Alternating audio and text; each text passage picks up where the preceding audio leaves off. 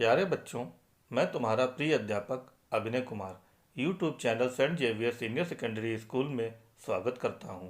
आज मैं तुम्हें विषय हिंदी पाठ 3 बुलबुल और पेड़ की कहानी पढ़ाने जा रहा हूं।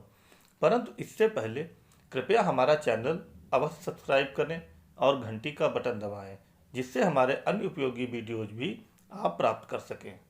कृपया वीडियो को लाइक और शेयर अवश्य करें। अब हम पाठ 3 बुलबुल और पेड़ अपनी कहानी की शुरुआत करने जा रहे हैं। कहानी को अंत तक ध्यानपूर्वक सुने और अंत में पूछे गए प्रश्नों के उत्तर भी दीजिए। बच्चों, जब हम किसी कार्य में असफल हो जाते हैं तो उदास हो जाते हैं, परंतु इसी असफलता के पीछे हमारी सफलता छुपी होती है। हमें अपना कार्य निस्वार्थ भाव से करना चाहिए और अपने भविष्य को संवारना चाहिए। परोपकार की भावना से कार्य करने से खुशी मिलती है। तो बच्चों, आओ इस कहानी के माध्यम से जाने कैसे। बच्चों, 2 दिनों से मूसलाधार वर्षा हो रही थी। रह रहकर बादल गरज रहे थे, बिजली चमक रही थी। बुलबुल घोंसले में दुबकी बैठी थी। तीसरे दिन वर्षा रुकी, बादल छटे, सूरज निकला, मौसम बहुत सुहावना हो गया।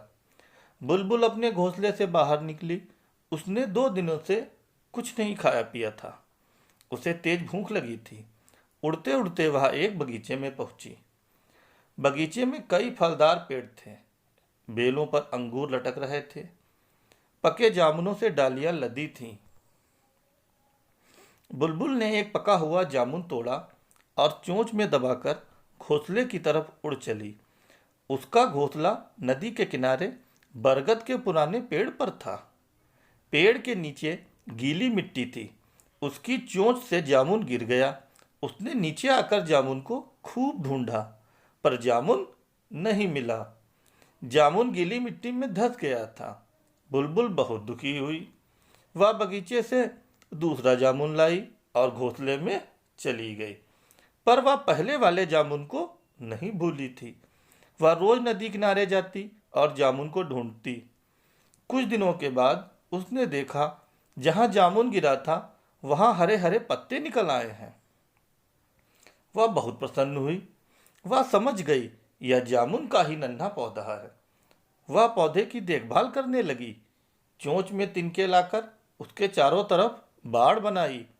धूप और नमी पाकर पौधा बढ़ने लगा। बुलबुल की खुशी का ठिकाना नहीं था। एक दिन एक खरगोश पौधा खाने आया। वह शोर मचाती हुई उस पर झपटी, चोंच मार मार कर उसे भगाने लगी। खरगोश डर कर भाग गया। बुलबुल सोचने लगी, एक दिन यह पौधा बड़ा होकर पेड़ बन जाएगा। पक्षी इस पर बसेरा करेंगे, लोगों को छाया मिलेगी। यह सबको शुद्ध हवा देगा। खूब जामुन लगेंगे, सब इसके मीठे मीठे जामुन खाएंगे। पेड़ बनकर यह सबको सुख देगा। ऐसा सोचते सोचते बुलबुल की आंखें खुशी से भर आईं। अच्छा बच्चों, कैसी लगी कहानी? बहुत अच्छी। तो बच्चों, इस कहानी से हमने क्या सीखा? इस कहानी से हमने यह सीखा कि हमें कुछ कार्य परोपकार की भावना से भी करने चाहिए। परोपकार की भावना से मतलब बच्चों, बिना स्वार्थ के दूसरे की भलाई। तो बच्चों, कहानी के बाद में अब अभ्यास कार्य।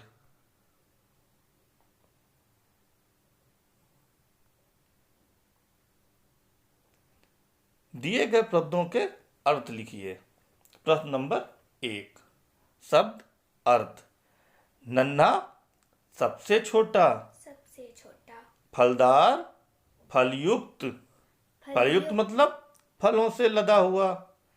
मूसलाधार भीषण, भीषण।